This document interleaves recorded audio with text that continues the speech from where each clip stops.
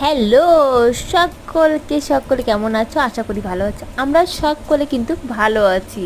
আজ হলো বৃহস্পতিবার দেখতে পাচ্ছ বৃষ্টি হচ্ছে আমাদের এখানে রাত থেকেই প্রায়। তো সকালেও বৃষ্টি পড়ছে। তো রাতে অনেক বৃষ্টি হয়েছে, প্রচুর জল জমে গেছে। আমার বাড়ি গর্তের আনাজ কানাজ সবই প্রায় ভরে গেছে। আজ যেহেতু বৃহস্পতিবার, ঘর মোছা থেকে শুরু করে আমি কিন্তু একদম সকালবেলায় স্নান সেরে ঘর ঢুকবো। তো আমি জামা কাপড় ধোবো কিছু, এই যে বের করে নিয়েছি।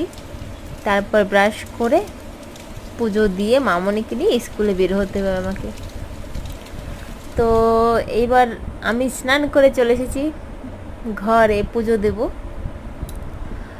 তো দেখতে পাচ্ছ পুজো দিচ্ছি আমি। পুজোটা দিলে পরেই মামনিকে নিয়ে বেরোতে পারবো, কারণ বৃষ্টিটা কম ছিল তখন, বৃষ্টিতে ভিজতে হবে না। ওই জন্য আমাকে আগেই বেরোতে হবে। বৃষ্টি হলে পরে আবার আটকে যাব, কোথাও একটা দাঁড়াতে হবে।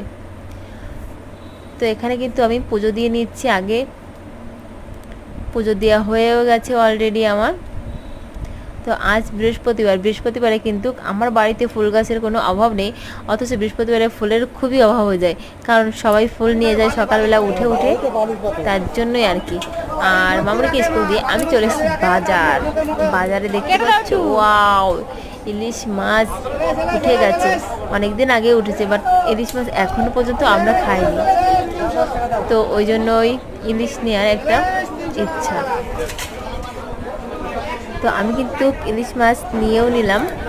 তারপর আমি বাড়িতে চলে যাচ্ছি। তো কেমন লাগলো আমার ব্লগ সবাই একটু কমেন্ট করে জানিও। সবাই